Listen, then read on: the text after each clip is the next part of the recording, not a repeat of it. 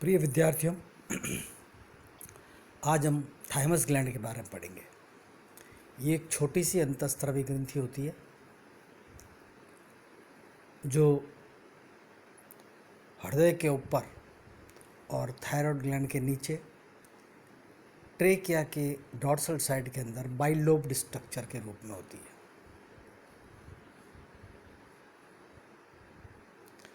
ये देखिए, ये रही थाइमस ग्लैंड। दो लोब हैं, एक लोब ये रहा, एक लोब ये रहा। ये थायराइड ग्लैंड है, ट्रेकिया है, ट्रेकिया की ये डॉर्सल साइड है, नीचे की तरफ ये हार्ट है, हार्ट के ऊपरी भाग के अंदर ये स्थित है। तो इसकी ये पोजीशन होती है। यदि थोड़ा सा हम और स्पष्ट रूप में देखें, विसल ऑर्गन में थायराइड ग्लैंड इस प्रकार से यहाँ स्थित है। तो ये थायराइड ग्रंथि की पोजीशन, थाइमस ग्लैंड की पोजीशन है। थाइमस ग्रंथि की यदि हम हिस्टोलॉजी देखें, थोड़ा समझने की कोशिश करें,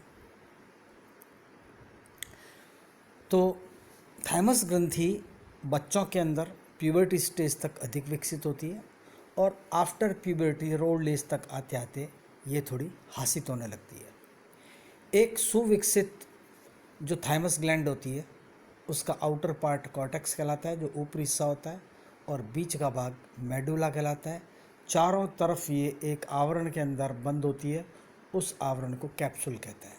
तो ये देखो, यदि हम काटे हैं तो ये कैप्सूल दिखाई दे रहा है। ये आउटर पोर्शन होता है, ये कॉर्टेक्स कहलाता है।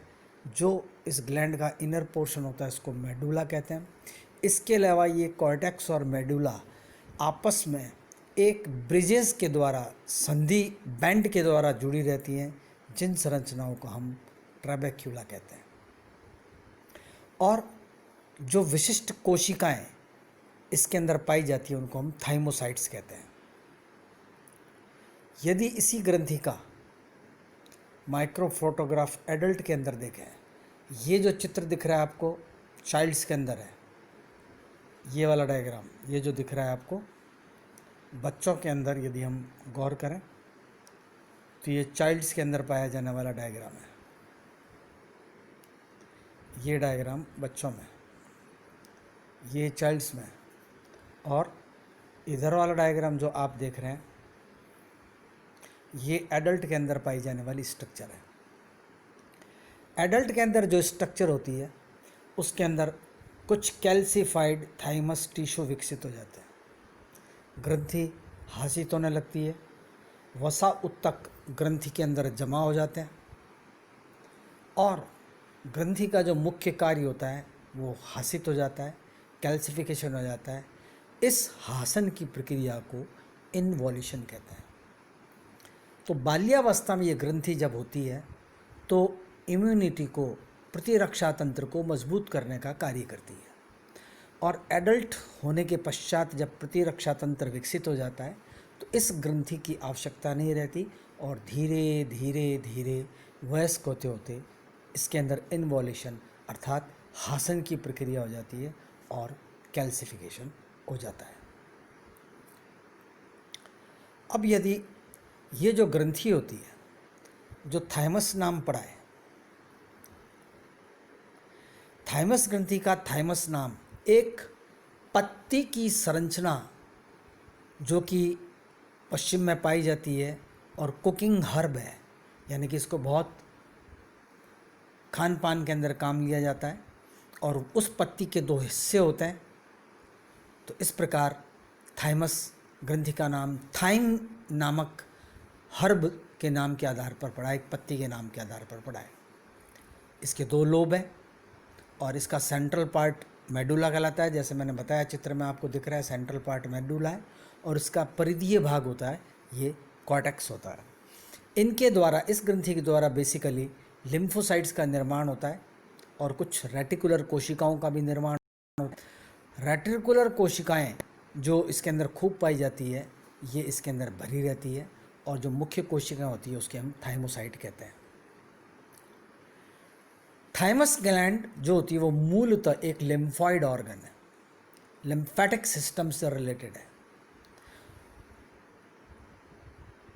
दो पाली की बनी हुई संरचना आपस में थायराइड ग्रंथि की तरह स्थमस से जुड़ी रहती है, उस संरचना को स्थमस कहते हैं। और औतकीय रूप से जैसे मैंने बताया कॉर्टेक्स और मेडुला से बनी हुई होती है। जन्म के समय से ही थाइमस ग्रंथि विकसित होनी शुरू हो जाती है और प्यूबर्टी तक आते आते ये अपने अधिकतम वृद्धि की अवस्था में पहुंच जाती है और अधिकतम सक्रिय होती है। तो नियोनेटल फीटल लाइफ के अंदर सर्वाधिक सक्रिय है, उसके बाद जन्म के पश्चात भी सक्रिय रहती है और प्यूबर्टी के बाद इसके अंदर थोड़ा थोड़ा ह्रास होना शुरू हो जाता है। इस प्रोसेस को थाइमिक इन्वोल्यूशन, थाइमिक अपहासन कहते हैं।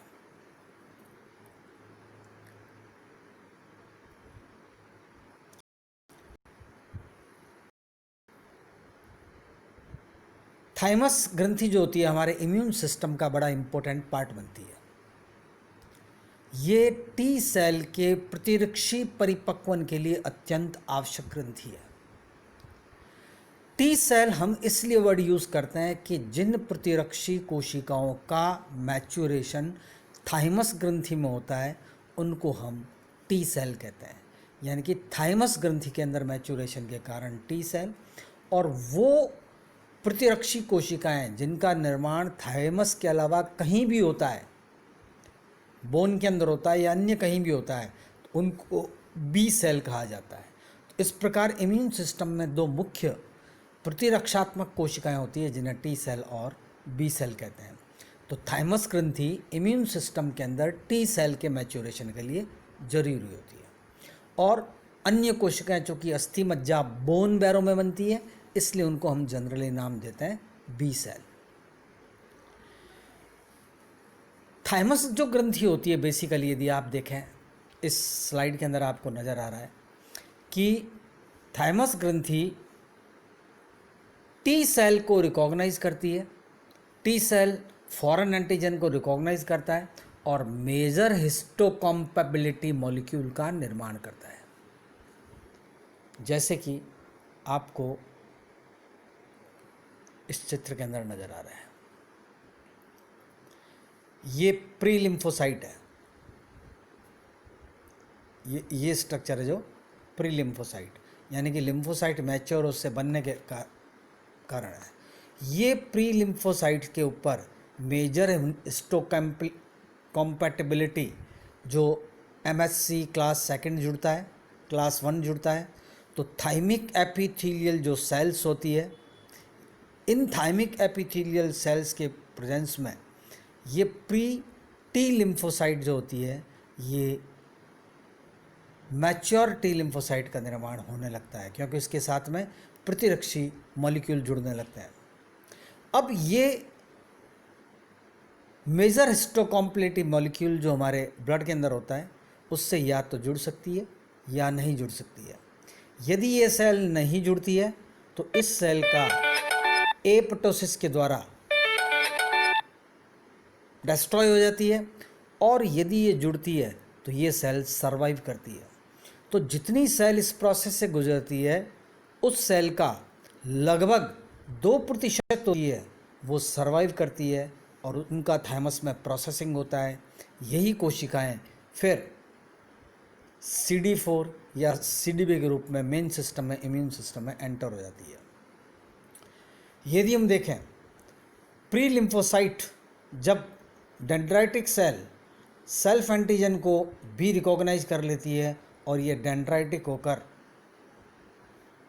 जो एंटीजन होता है उसको डिस्ट्रॉय कर देती है। इस प्रकार प्रतिरक्षा का काम करती है। जो फॉरेन एंटीजन होता है उसको पहचान लेती है, रिकॉग्नाइज कर लेती है।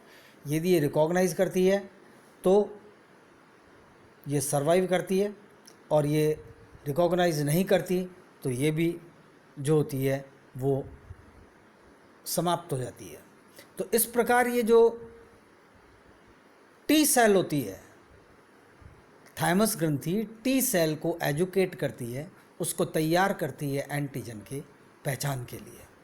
इस प्रकार थाइमस सेल के एजुकेशन का मुख्य कार्य उसको मैच्योर करने का, कि जो प्री टी लिम्फोसाइट होती है उसको मैच्योर लिम्फोसाइट में कन्वर्ट करती है।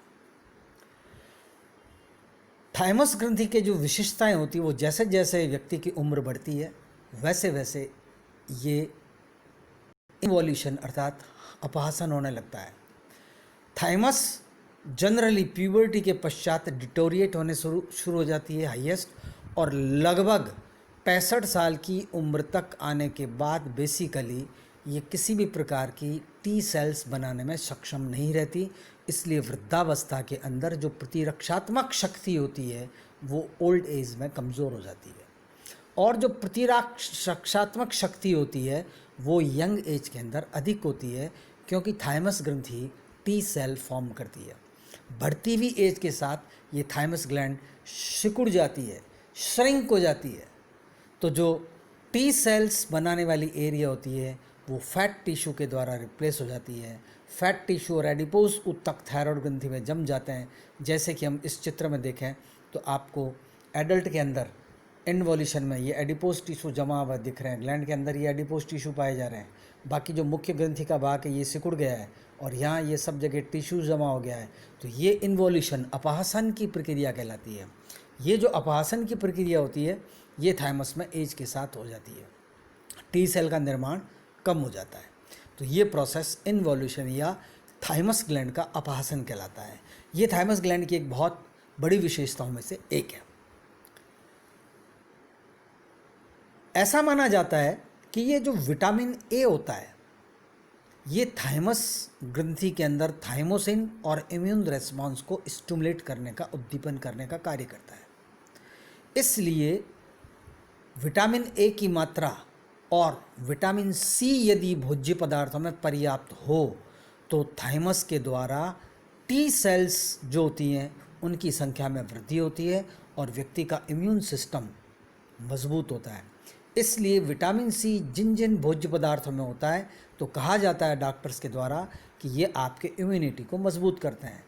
इनडायरेक्टली कैसे करते हैं कि विटामिन सी और विटामिन ए थाइमोसिन के सीक्रेशन को बढ़ाते हैं। थाइमोसिन टी सेल के मैच्योरेशन और नंबर को बढ़ाता है, और जब टी सेल हमारी बॉडी के अंदर अधिक होंगी तो हमारी जो इम्यूनिटी होगी वो ज़्यादा होगी।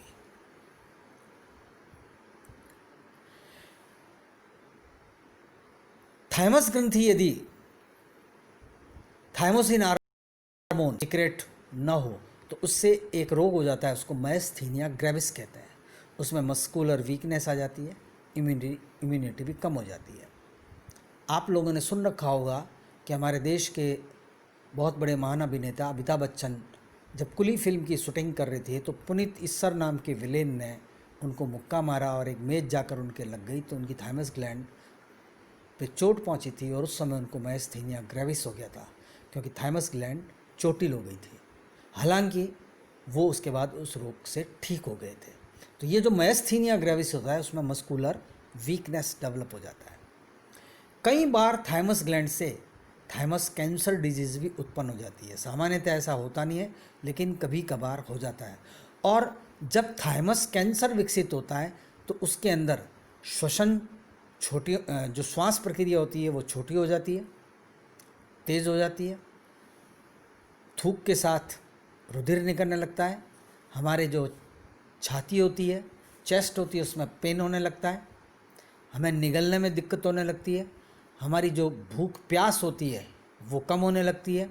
हमारा वेट लॉस होने लगता है। सिर दर्द की ऐसे रोगियों को शिकायत होती है, और चेहरे और गर्दन पर थोड़ी स्वेलिंग भी हो जाती है। व्यक्ति में आलस्य और डिजीनेस जिसको अपन कहते हैं वो विकसित हो जाती है। ऐसा माना जाता है ये कैंसर थाइमस की सर्जरी करने से ठीक हो जाता है, इसलिए थाइमस ग्लैंड को काट दिया जाता है।